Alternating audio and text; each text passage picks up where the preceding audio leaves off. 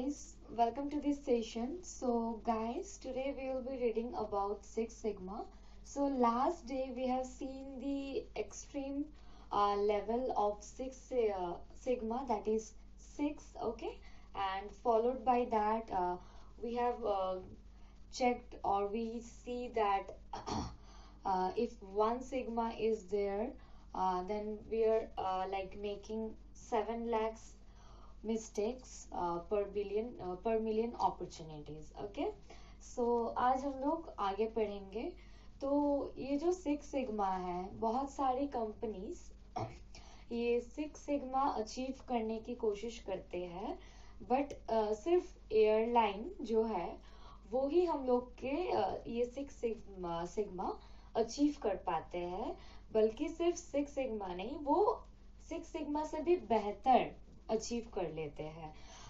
मान लीजिए आपका कोई कपड़ा का शॉप है, तो या फिर आप कपड़ा प्रोड्यूस कर रहे हो. तो उसमें क्या होता है कि आप बहुत सारे कपड़ा प्रोड्यूस किए, ठीक है, उसमें से आपका 3 से 4 पीस बस कुछ डिफेक्ट हुआ उसमें, या फिर कलर का कहीं पे डिफेक्ट हुआ, या फिर कहीं एक जगह फट गया. ओके, तो आप बहुत सारा कपड़ा प्रोड्यूस कर रहे हैं, उसमें से सिर्फ आपका 3-4 पीस कुछ कुछ डिफेक्ट हुआ. तो वो ऑलमोस्ट हम लोग बहुत मतलब लाइक ऑलमोस्ट 6 सिग्मा हम लोग अचीव कर लेते हैं. बट ऐसा नहीं होता है. ओके, कोई भी इंडस्ट्रीज 2 सिग्मा या 3 सिग्मा से ऊपर नहीं कर पाते हैं. बस एयरलाइंस ही है जो कि इस 6 सिग्मा से बेहतर कर लेते हैं. ओके, तो मान लीजिए एयरक्राफ्ट से क्या होता है, जैसे कि मतलब कोई मैकेनिकल फेलियर के वजह से एयरक्राफ्ट में कुछ भी डेथ होता है, वो बहुत कम है उसका रेट. ओके, मान लीजिए आपका रेलवे में उससे ज्यादा होता है, क्योंकि उसमें उतना एक्सीलेंस नहीं हो पाता है सिग्मा. ओके, बट एयरलाइंस में बहुत उसका रेट कम होता है. तो आपका जो डिफरेंस है ये 6 सिग्मा और 4.5 सिग्मा में, तो वो उसका फैक्टर कुछ इस तरीके से है, वो है 382. Okay, and okay, the 6 sigma improvement of the 6 sigma goal of improvement near zero defect is what one should strive for all the critical processes. like आपका कुछ भी क्रिटिकल कुछ भी प्रोसेस है, तो हम लोग को क्या ध्यान रखना पड़ेगा कि उसमें हम लोग 6 सिग्मा अचीव कर पाए, बट जो कि नहीं पॉसिबल होता है सारे इंडस्ट्रीज के लिए. ओके, तो आगे हम एक टेबल देखेंगे, ठीक है, वो फास्ट ट्रैक मॉडल का टेबल हम लोग देखेंगे. Fast track model. ओके, तो ये वाला टेबल अभी हम लोग देखेंगे कि क्या होता है. ये एक ऐसे तरीके से टेबल होता है. ओके, इसमें एसेट केयर,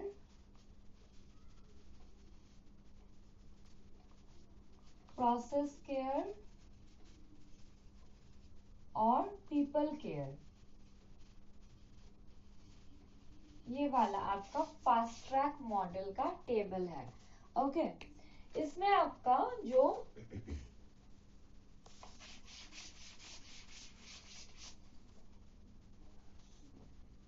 इसके बाद आता है आपका 6 सिग्मा मैनेजमेंट.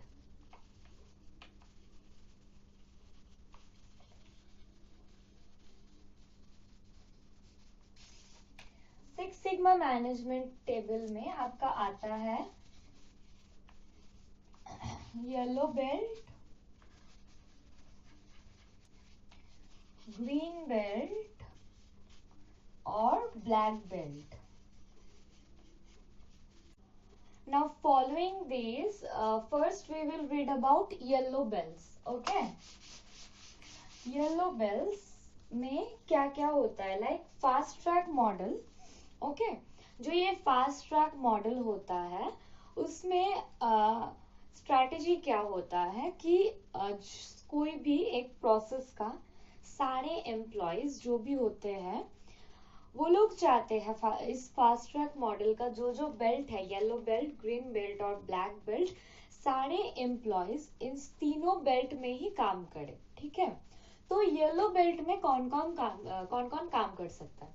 येलो बेल्ट में वही काम कर सकते हैं जिसका एक बेसिक टूल्स के बारे में अवेयरनेस हो, या फिर बेसिक टूल्स के बारे में जो लोग जानते हैं, ठीक है, वो लोग काम कर सकते हैं इस येलो बेल्ट रेंज में। ओके, और green belt, so now will be reading about green belts. Green belts में आप लोग का कौन कौन काम कर सकते हैं?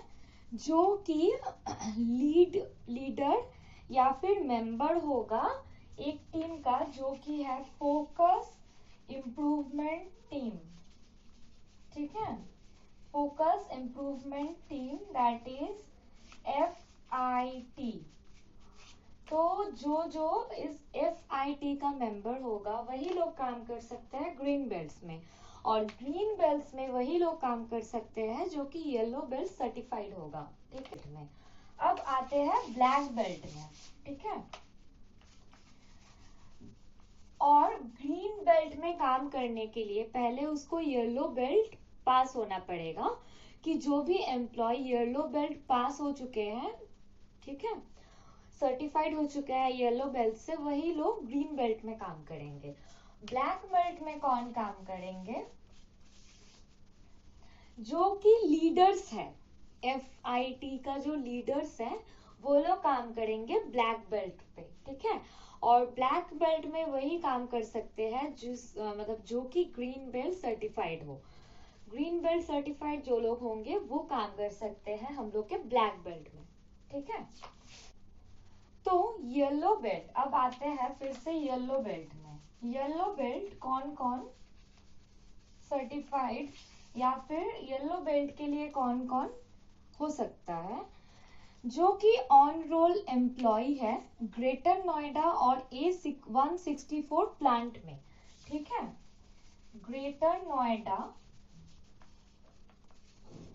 या फिर A164 प्लांट में जो लोग ऑन रोल एम्प्लॉय है, those can certified as yellow bells। Okay, तो येलो बेल सर्टिफाइड होने के लिए या फिर क्लैरिफिकेशन के लिए क्या क्या करना पड़ेगा?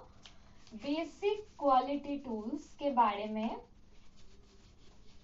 बेसिक क्वालिटी टूल्स के बारे में जानना होगा उन लोग को। ठीक है, कैसे जानेंगे? बुकलेट्स, मैगजीन्स जो है उनका, उसी से वो लोग जान पाएंगे कि बेसिक क्वालिटी टूल्स क्या होता है। तो ये फर्स्ट स्टेप होता है क्लैरिफिकेशन का, येलो बेल्ट क्लैरिफिकेशन का फर्स्ट स्टेप होता है कि बेसिक क्वालिटी टूल्स को आपको जानना पड़ेगा, बेसिक क्वालिटी टूल्स के बारे में। उसके बाद बेसिक के बारे में जानने के बाद फिर आपका आता है रजिस्टर। ठीक है, फिर आपको रजिस्टर करना पड़ेगा, जो कि आपका ट्रेनिंग कोऑर्डिनेटर है उनके पास आपको रजिस्टर करना पड़ेगा खुद का नाम, और एक 1 डे सर्टिफिकेशन होता है, एक 1 डे सर्टिफिकेशन टेस्ट होता है, उसके लिए आपको रजिस्टर करना पड़ेगा। और रजिस्ट्रेशन से पहले आपका जो मैनेजर है, इमीडिएट मैनेजर और इमीडिएट सुपरवाइजर जिसके अंडर आप हो, ठीक है, उनसे पहले आपको कंसेंट लेना पड़ेगा, मतलब उनसे पूछना पड़ेगा पहले आपको। जब आप इस प्रोग्राम के लिए रजिस्टर करोगे उससे पहले आपको उनसे पूछना पड़ेगा, सुपरवाइजर या फिर मैनेजर, उससे परमिशन लेना पड़ेगा। ओके, फिर आप जब रजिस्टर कर दोगे फिर एक टेस्ट होगा, उस टेस्ट में अगर आपको 75% मिल जाता है, ठीक है, तो आपको येलो बेल्ट आपका क्लैरिफाई हो गया, आपको येलो बेल्ट सर्टिफिकेशन मिल जाएगा। ओके, या फिर आपका अगर 75% से कम आता है, ठीक है, 75% से अगर आपको कम मिलता है, तो फिर आपका जो प्लांट का जो सेंट्रल ट्रेनिंग डिपार्टमेंट होता है उनके अंडर आप फिर से रजिस्टर कर सकते हो इस टेस्ट के लिए। ठीक है, आपको अगर 75% मिल गया पहले, तो आप क्लैरिफाई कर जाओगे वो येलो बेल्ट का सर्टिफिकेशन आप क्लैरिफाई कर दोगे। अगर आपको बिलो 75% मिलता है, तो आपका जो प्लांट का जो ट्रेनिंग डिपार्टमेंट होता है, सेंट्रल डिपार्टमेंट, ट्रेनिंग डिपार्टमेंट, उसमें आप खुद को रजिस्टर कर सकते हो फिर से टेस्ट देने के लिए। ठीक है, तो ये होता है आपका पूरा प्रोसेस येलो बेल्ट सर्टिफाई करने के लिए। एक बस टेस्ट होता है, वो टेस्ट बेसिक टूल्स के बारे में होता है, बेसिक क्वालिटी टूल्स के बारे में। अगर वो आप क्लैरिफाई कर दोगे, तो आपको येलो बेल्ट सर्टिफाइड कर दिया जाएगा। तो class, this is all for today. Moving to next class, we will explain more. Okay.